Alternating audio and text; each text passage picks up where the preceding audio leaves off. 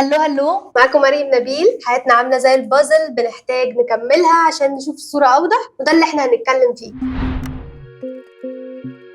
القدر ممكن يغير في حياة أي حد فينا. 9 سنين مشوار طويل جدا إن حد يمشيهم وبعد كده حلمه مش هينفع يكمل.